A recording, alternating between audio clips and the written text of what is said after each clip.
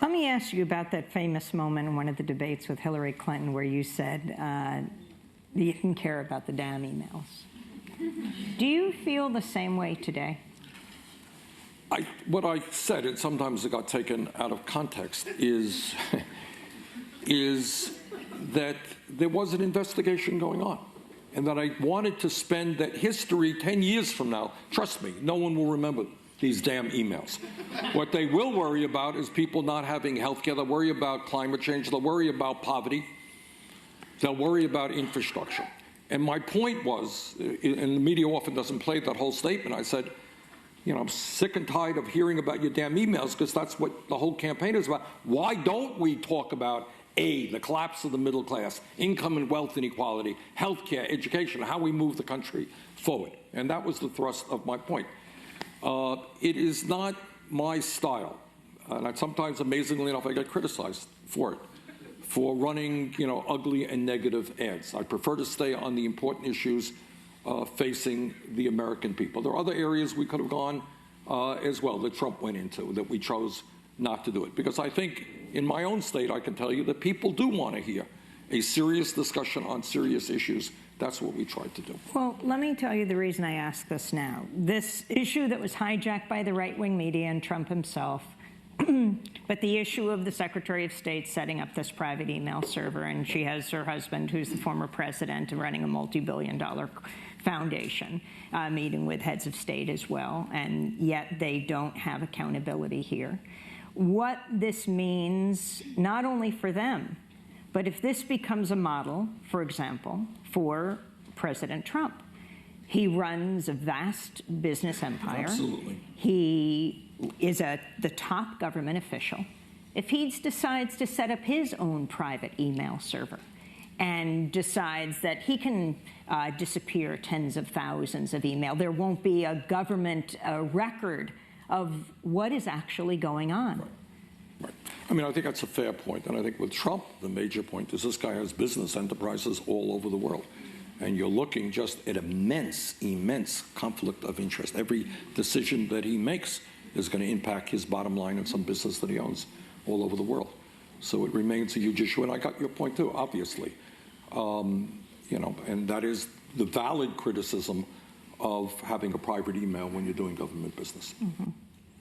And now his cabinet appointments, your thoughts on the direction he's going in?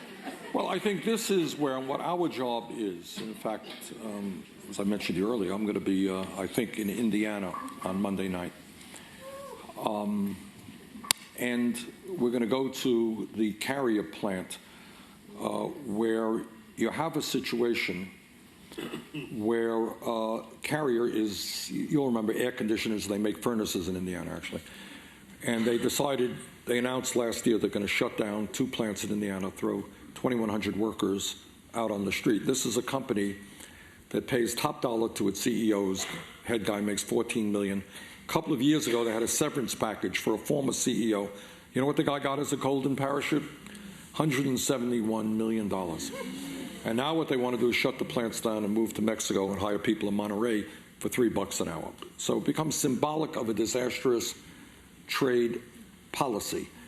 And we're going to be there. But to answer your question, what we have got to do now, to those people who voted for Trump because they said, well, you know, this guy sounds reasonable. Trump sent out a tweet where he says, I am the only Republican candidate for president who will not cut Social Security, Medicare, and Medicaid, right?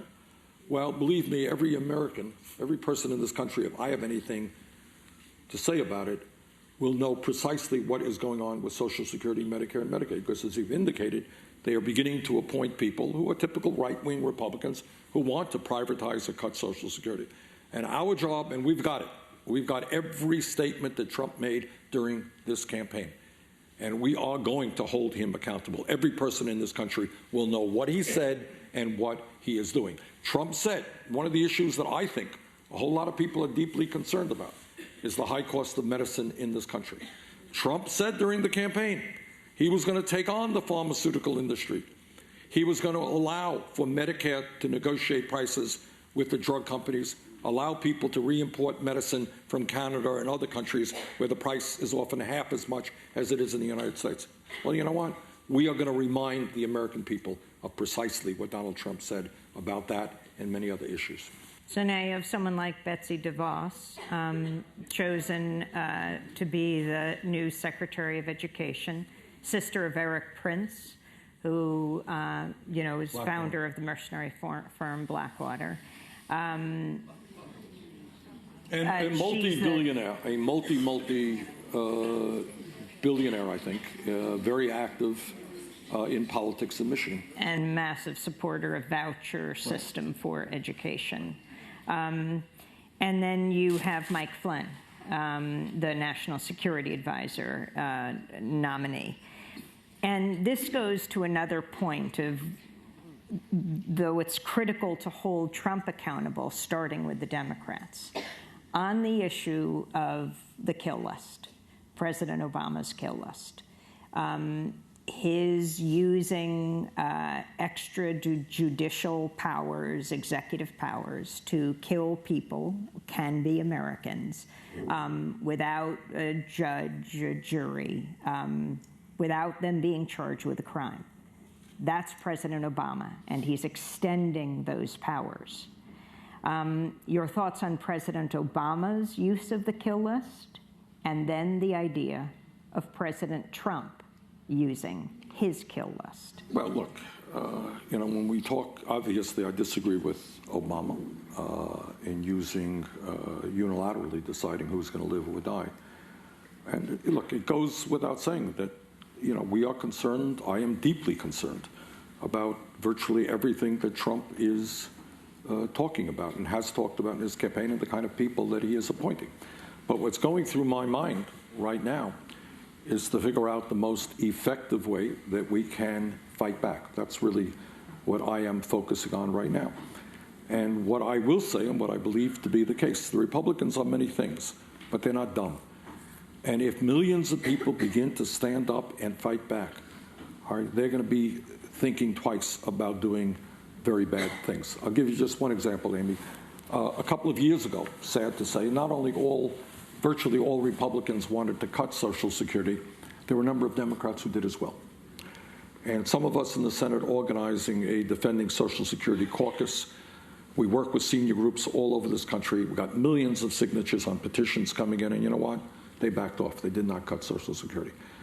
So I think if there's a lesson to be learned right now, and we are fighting for huge stakes, we're fighting for the future of the planet in terms of climate change, we're fighting for the future of American democracy, we have got to mobilize people and rethink our commitment in terms of what our role is in the political process. And the message I just want to make here in Philadelphia and across this country is it is not good enough to say, well, hey, I vote every 2 years, I vote every 4 years. That's fine, but that is not good enough.